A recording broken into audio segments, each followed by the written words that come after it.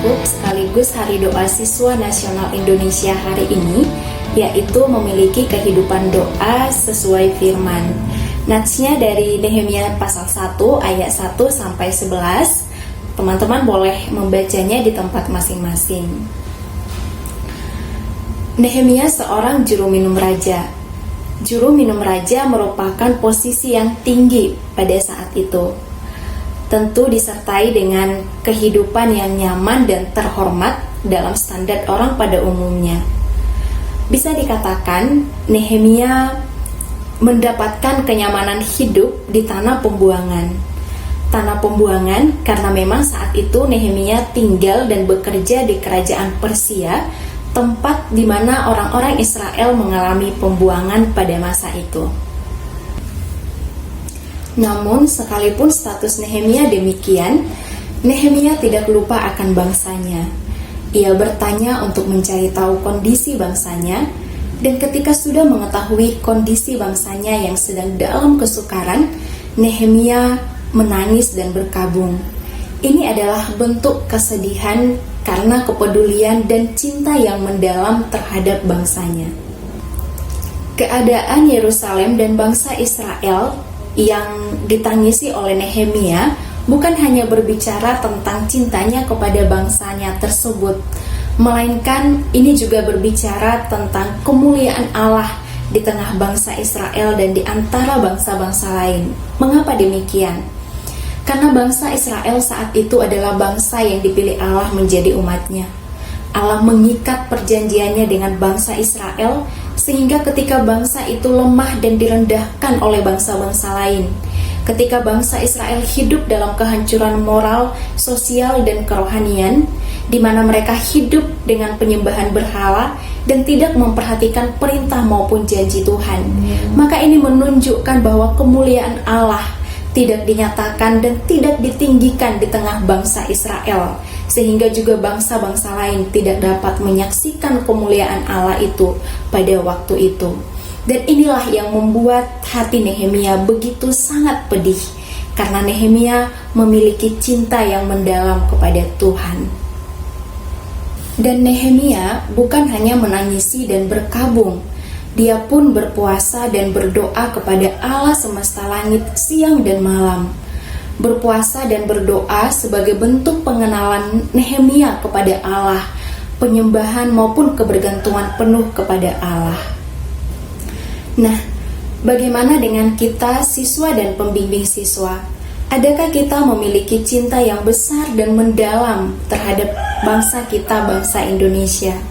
Dan adakah kita memiliki cinta yang besar dan mendalam kepada Allah, sehingga kemuliaannya menjadi hal yang sangat penting bagi kita? Lalu bagaimana dengan kehidupan doa kita? Jika kita benar adalah orang yang mengenal Allah, maka kita akan memiliki hasrat yang besar untuk berdoa. Dan jika kita hidup dalam penyembahan dan kebergantungan kepada Allah, maka kita akan bertekun berdoa setiap waktu dan untuk segala sesuatu.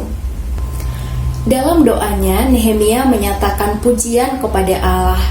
Dia juga memohon pengampunan dosa, baik dosa pribadinya, keluarga, dan bangsanya. Nehemia mengingat janji Tuhan dan perbuatan ataupun karya Tuhan bagi umat Israel.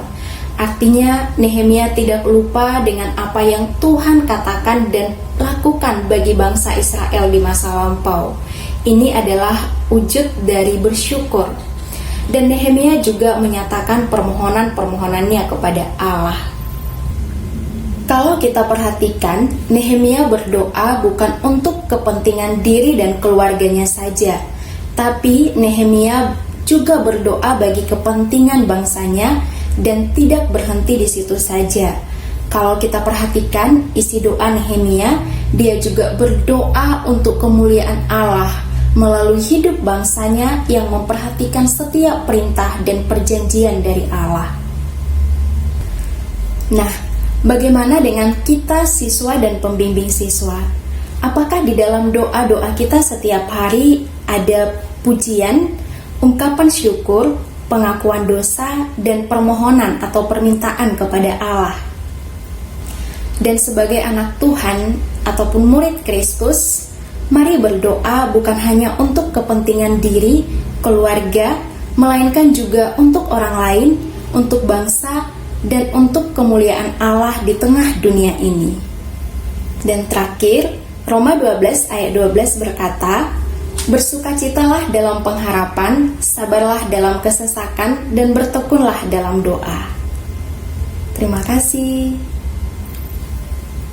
Teman-teman, saat ini kita akan masuk ke sesi doa kita.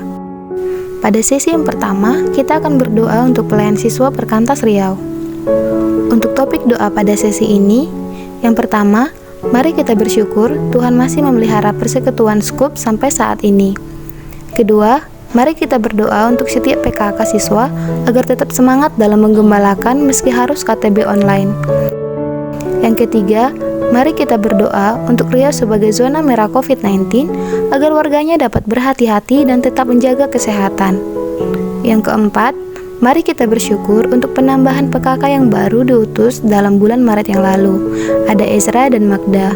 Mari kita berdoa agar mereka setia dengan komitmen dalam memuridkan siswa. Yang kelima, mari kita berdoa untuk pelayan siswa pria yang masih sangat minim. Mari kita berdoa supaya pria yang ada saat ini tetap semangat memuridkan dan ke depan Tuhan dapat tambahkan jumlah pria yang bisa jadi pelayan siswa.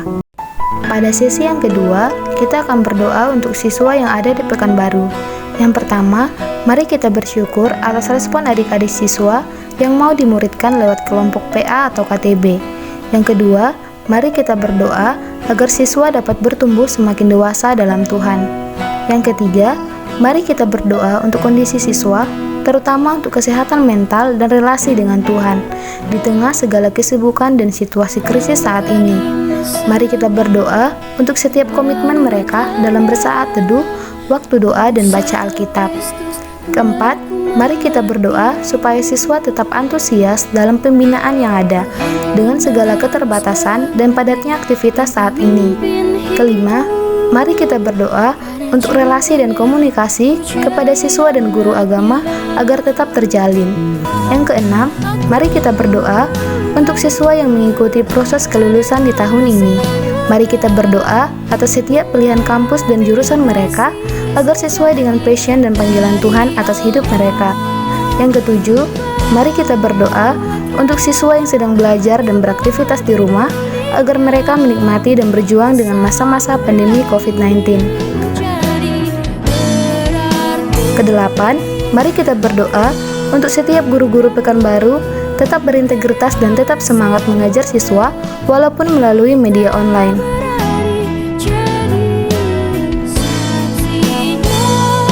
Sembilan, mari kita berdoa untuk AKK yang berkendala ber-KTB dalam kondisi pandemi. Kiranya agar Tuhan menolong dan memberi hikmat untuk setiap PKK agar tetap bisa menjangkau adik-adik KTB.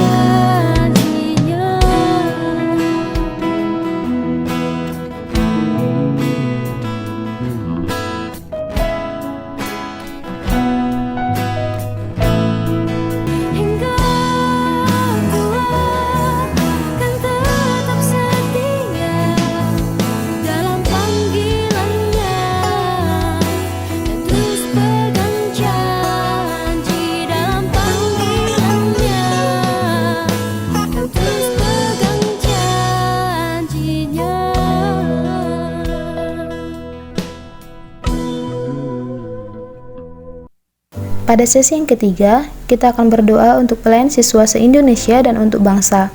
Pertama, mari kita berdoa untuk pembimbing siswa perkantas di setiap kota atau daerah di seluruh Indonesia, supaya tetap setia mengasihi dan melayani siswa. Kami rindu melihat Indonesia. Kedua, mari kita berdoa untuk siswa-siswa yang dilayani oleh perkantas di setiap kota atau daerah di seluruh Indonesia, supaya hidup semakin dekat pada Tuhan, bertumbuh dan jadi berkat bagi Indonesia. Kebenaran-Mu. Ketiga, mari kita berdoa agar Tuhan pulihkan Indonesia dari COVID-19. Ku ucapkan berkat atas Indonesia, biar kemuliaan. Keempat, mari kita berdoa agar setiap masyarakat dapat mendekatkan diri pada Tuhan dan hidup memuliakan Tuhan dalam kondisi COVID-19 saat ini. Kami berdiri dan Yang kelima, mari kita berdoa agar Tuhan tolong pemerintah, tenaga medis, dan setiap pihak yang menangani COVID-19. sesuatu yang besar. Keenam, mari kita berdoa agar masyarakat bisa hidup saling tolong-menolong, mengalami kecukupan dan pemeliharaan dari Tuhan, meski di tengah yang serba sulit karena COVID-19 saat ini. Hanya namamu Tuhan tinggikan atas seluruh bumi.